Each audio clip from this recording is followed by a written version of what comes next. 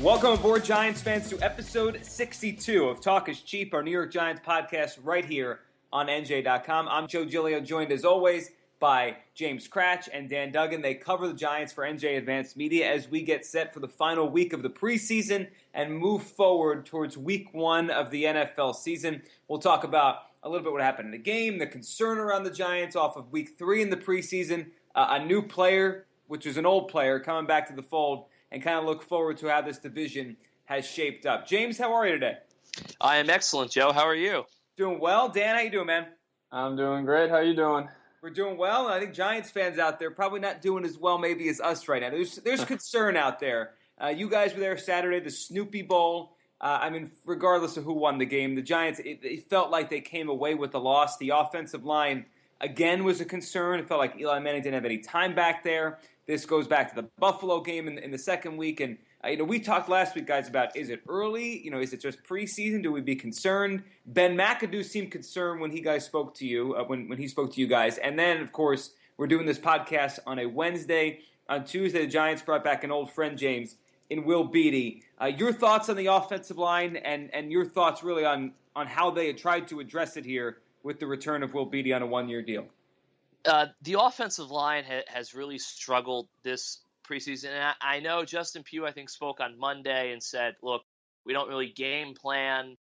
But that being said, this is a continuing issue. And yes, Pugh hasn't been playing the past 2 weeks, but I don't think you can pin everything that's gone wrong with the offensive line the past two games on Justin Pugh not being there.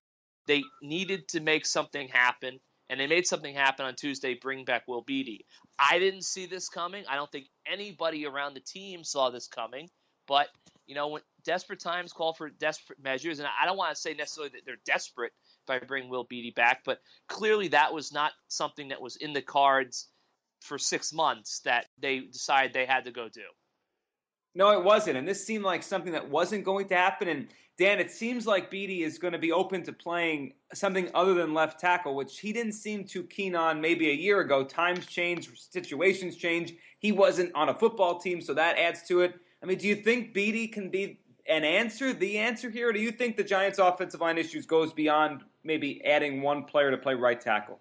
Yeah, I think it probably goes beyond just that. I don't think he's the answer that's going to magically solve all the problems, especially because it's more than one spot that's struggling right now. I think really what it comes down to is they showed a lot of faith, obviously, in Eric Flowers this offseason that he can be the left tackle. Had they not done that and they were open to moving him to the right side, they would have had a lot more options. But you spend a top 10 pick on a guy, you want to believe in him, and it just hasn't clicked. That I think a lot of people thought that second year Eric Flowers would take the next step. Now, granted, it's been a couple of preseason games, too early to totally jump ship, but I think that's a big concern right there because I think you can get away with a little bit of a weaker right tackle, but if you're going to put all Eric Flowers that's our left tackle, that's the guy on the blind side, and he hasn't really lived up to the expectations there. So you bring Will Beatty back.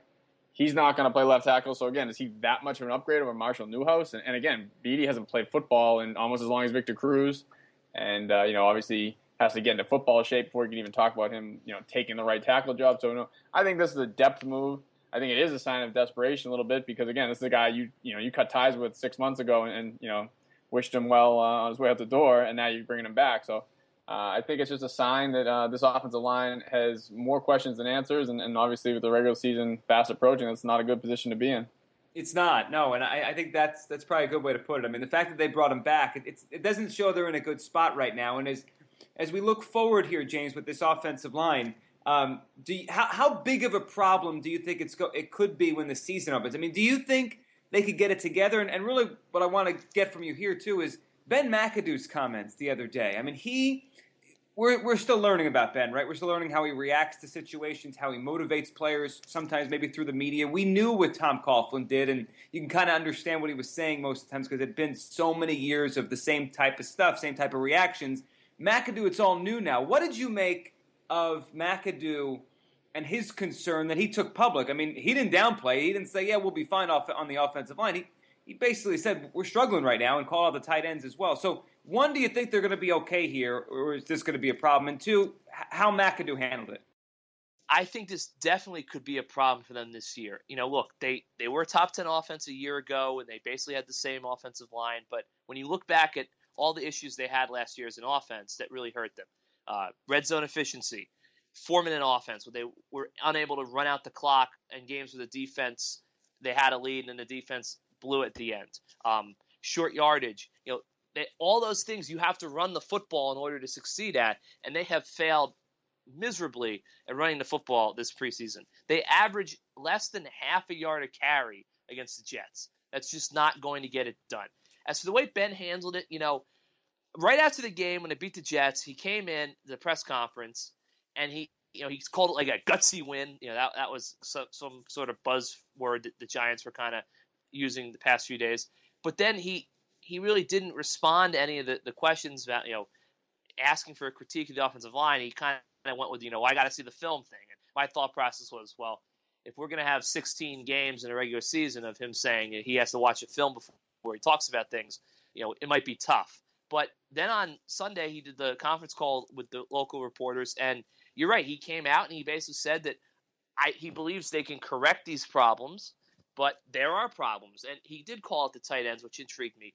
He seems to be a guy who there's been a handful of times this preseason where he hasn't come out and blasted a player, and a lot of times doesn't even use the name necessarily. But although he did with Will Tye in this instance, but he seems to be a coach who is gently sending messages through the media on occasion when he needs something to happen or he wants to connect with a player.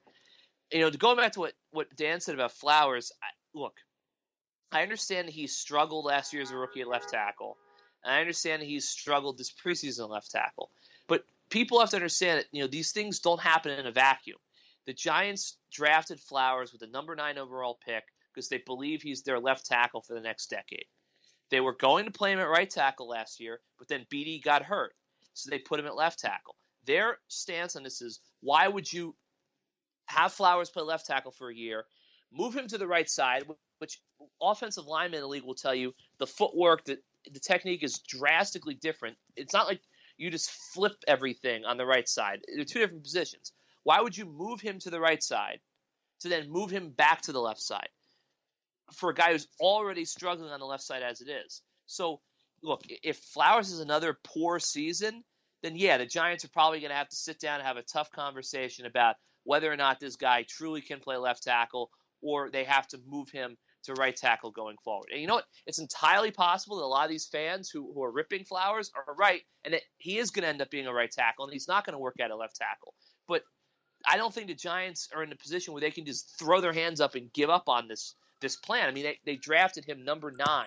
You don't draft right tackles number 9 in the draft. So I think they have to let him play out a year, and I don't think Beatty's coming in to be the left tackle. I don't think the Giants should go out and get a veteran left tackle because they've got to give Flowers at least one more year before they have to decide whether or not they've got to give up on this.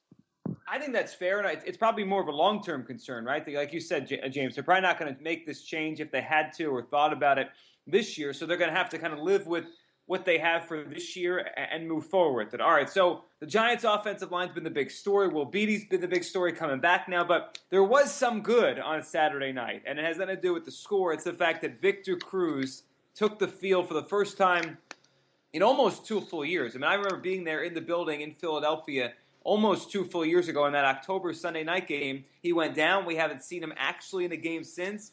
We got to see him. We saw him get open a few times, make a catch. Dan, what did you think? Victor Cruz back on the field for the first time in a long time.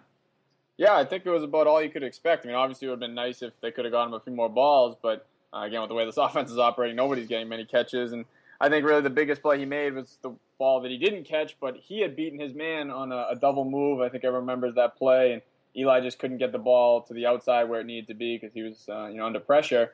But just seeing Victor Cruz line up, beat an NFL cornerback, that's obviously been a long time coming. I mean, there's definitely still some more to come. I mean, again, I don't think anyone ever expects him to probably get back to 2011 Victor Cruz anyways. But he certainly passed all the tests you could on Saturday night. I played every snap with the first-team offense. It wasn't like they were sheltering him and holding him out of plays. I mean, he was out there. Again, didn't get a lot of action. But and then the biggest thing is came back and practiced fully this week. So no lingering effects, which I think is always probably the concern, where it seems like it's 1 step forward, 2 steps back from all the time. And he actually had a long touchdown catch in practice yesterday. So It seems like finally things are going in the right direction for Cruz. I think, Giants fans, obviously, you cross your fingers, knock on wood. But for the last week or so, everything's been moving in the right direction. And you really, with the season coming close, I think it's probably time to feel pretty optimistic that he can get out there, and then you'll see what he can do once he does. I think it is too, right? I mean, I was watching him run routes, watching him get open a few times, and like you said, Dan, he hasn't had setbacks this week, right? He wasn't sore. It wasn't like he couldn't practice. So I kind of feel that. James, do you think that that's fair? That it's time to finally, for Giants fans, to let themselves feel that optimism that when they turn on their TV Sunday night, Week 1, he'll be out there, and it may not be the old Victor Cruz, but it'll be Victor Cruz.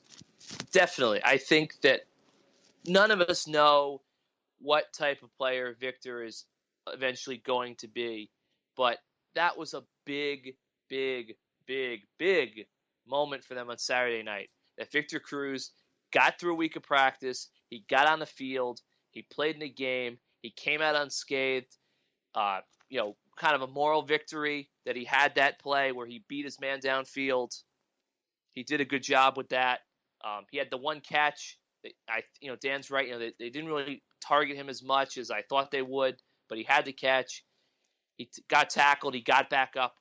Look, the Giants have been waiting for this day for almost 2 years. It finally came, and now they can progress forward. It was a big milestone, a big hurdle I think he had to clear. They've cleared it now.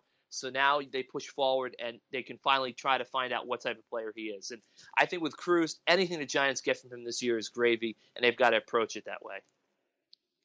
All right, so this is the week, guys. Victor Cruz obviously has put himself in the mix where he's going to be out there. You hope he's going to be out there, but he's definitely in their plans as he gets through this preseason, gets through the third game. But this week, we're doing this podcast on a Wednesday. This is cut week. The roster has to be pared down. We have the final game against the Patriots. We'll get into maybe some players to look for and guys fighting for a spot here. But just to touch for a quick second on the cuts the Giants have made already and the guys they've waived leading up to where they are now at this point of the summer. The one thing that I noticed when I was looking at the list and looking at your analysis, guys, on NJ.com as they were coming in, when guys like Cooper Taylor leave, Bennett Jackson, you go to Matt Lacoste, Miles White, Whitlock, all for different reasons, whether injury or just getting released or waived. James, and I want to throw this one at you, the one thing I noticed is, and the one thing that popped to my mind is a lot of these guys were in the mix for starting spots last summer. Does it say something that how much the Giants maybe improved their roster and turned it over, that these are the guys getting cut now? I mean, last summer, Cooper Taylor was in the mix for a starting free safety spot. No, I think it definitely says something. I also think that there may be a shift in an organizational approach. You look at Bennett Jackson. I don't think I think Dan would agree. He didn't look like he was 100%. Obviously, he's coming off back-to-back knee surgeries. But he was a guy who really never got much of a chance, if any, this summer. He started camp buried on the safety depth chart. They kind of shifted him over to cornerback, I guess, a week or two ago. Never really got his footing there. So he's a guy who I think wasn't so much that it was just that he never got a chance to play, and maybe his health is an issue. With Cooper Taylor, I thought he had good moments during the preseason, and he stayed healthy, which has always been his issue. I just think that it's part of the Giants have added more talent to this back end of the roster. I also think another part is that maybe they just said, okay, we're ready to give a guy like, say, Andrew Adams. He's a guy who we'll probably talk about who's had a really strong push the last week to 10 days. We'd rather give him another look in this fourth preseason game than give Cooper Taylor yet another look.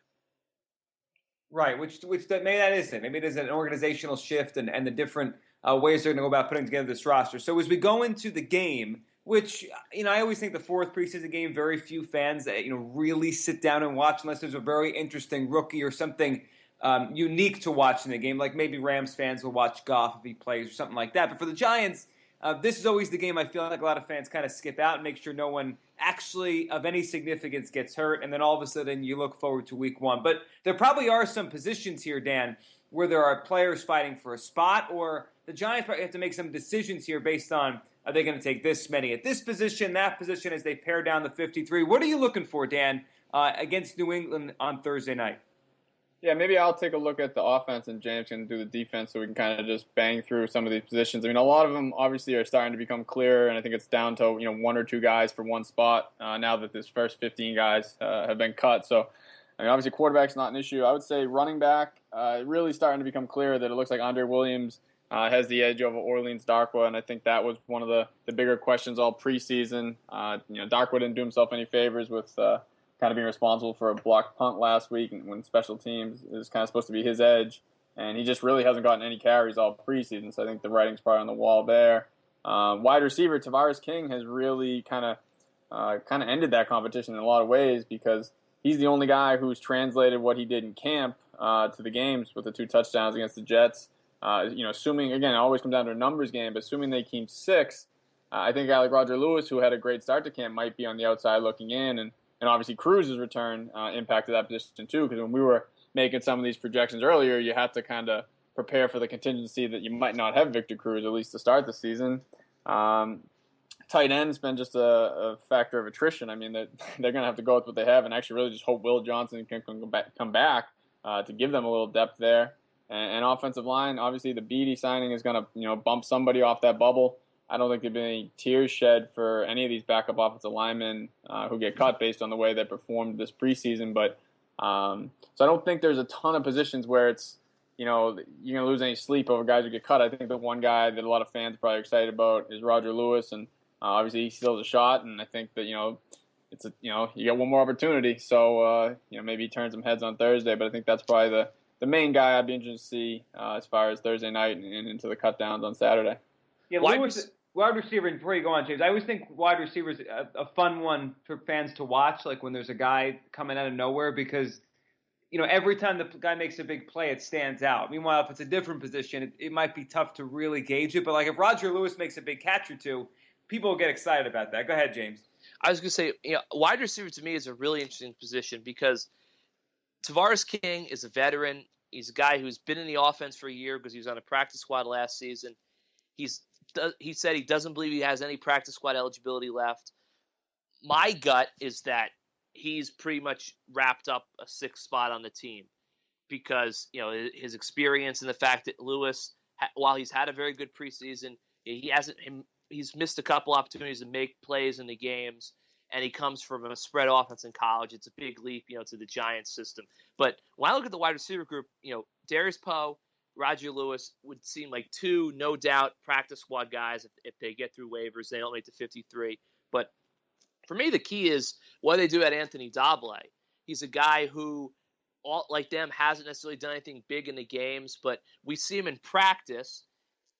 He's clearly progressed. He's got physical skills, good size, good speed. He's done some impressive things in practice. So, I wonder, are there 3 spots on a practice squad for wide receivers? I believe the Giants had 2 for a good part of last year. So I definitely think if Lewis and Powell clear, they would be the guys to make it. But you look at that, obviously, I'm not sure if there's room for 3, but maybe the Giants would make room for 3.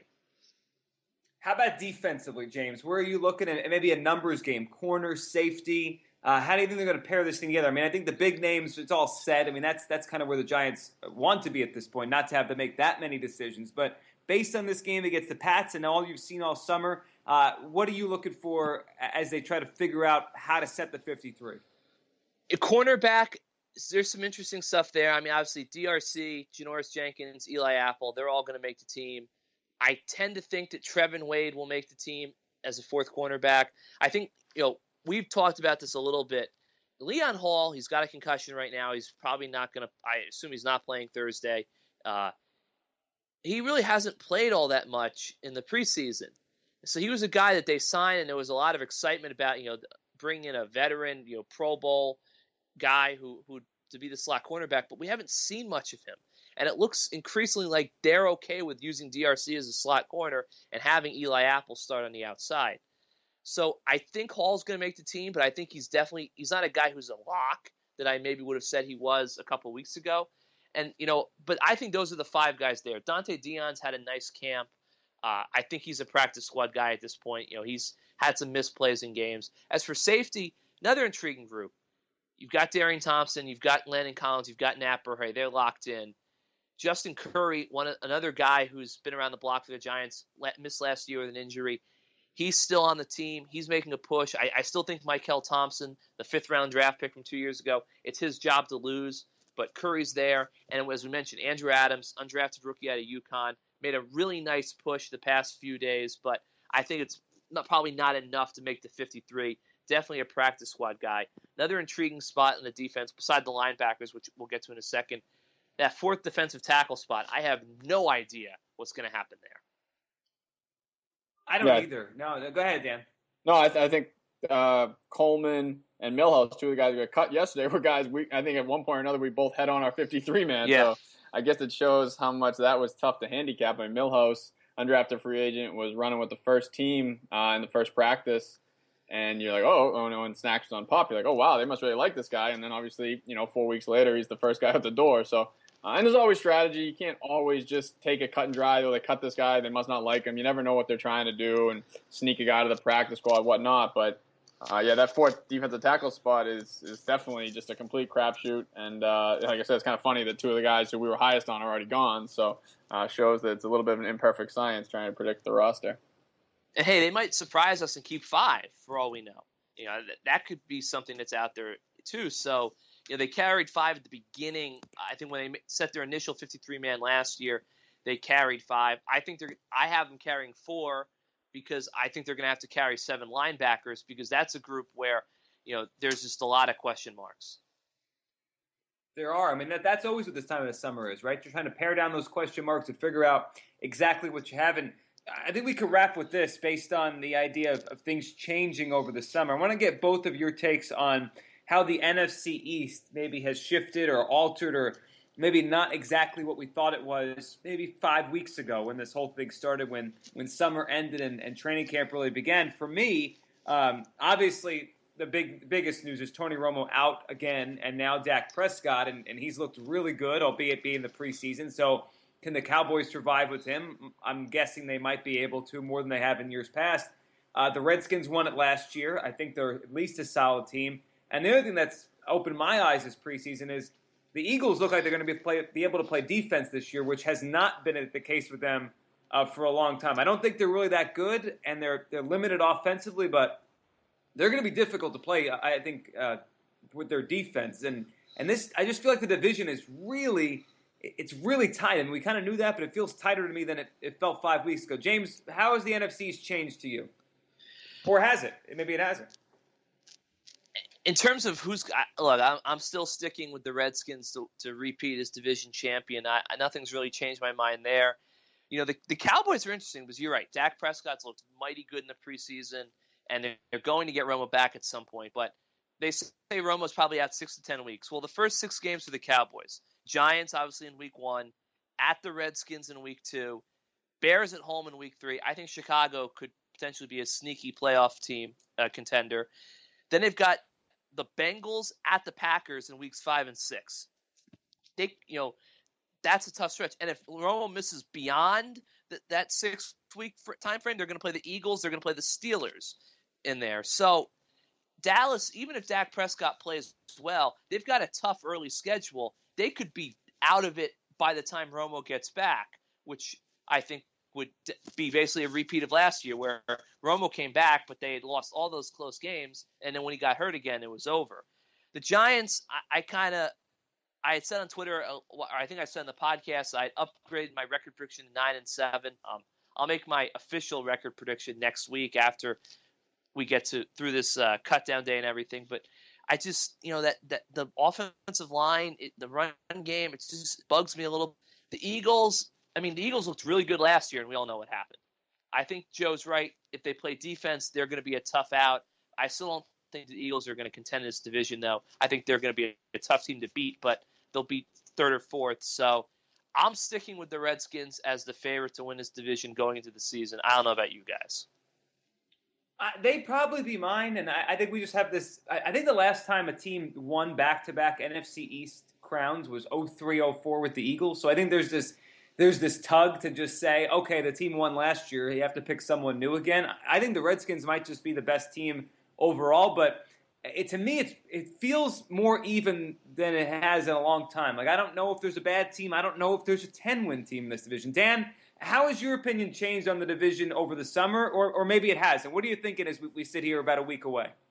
Yeah, no, I'm with the point you just made where it just seems so kind of muddled. I mean, obviously the Romo injury is the biggest thing to happen, and it certainly changes the outlook. And yeah, maybe Dak Prescott is like this, next big thing who's gonna, keep things rolling along, or even better there. Who knows? But I think if you look at this division, there's a lot of parity. I mean, it just feels like another year where a team's gonna probably win it, going 9-7, or 10-6 at best, and everyone is going to be in that 7-9, 8-8, 9-7 range. Like, I don't think that they're. I mean, the Redskins won it last year. What were they, 5-7 before they got hot at the end of the year? So I don't think they're a dominant, returning champ that is going to just kind of pick up where they left off. So yeah, I don't know. I mean, obviously the Romo injury is huge, but this is going to be a tough division to handicap anyways. Like I said, I think it'll just be pretty tight, and a lot of teams kind of in that mediocre category. Maybe someone pulls away late, like the Redskins did last year.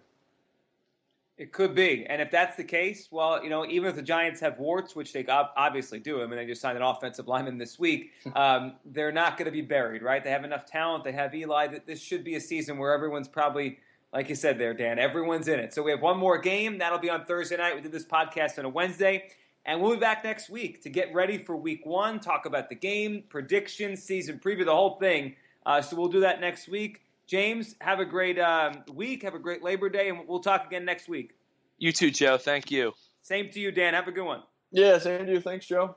And thanks to all of you for listening. Of course, you can subscribe on iTunes and give us a rating there. It helps the show grow. SoundCloud, iHeartRadio, Stitcher, any way you want to listen, you can listen to Talk is Cheap. This has been episode 62. We'll be back with you next week to get you set for week 1 against the Cowboys and a season preview for the 2016 Giants.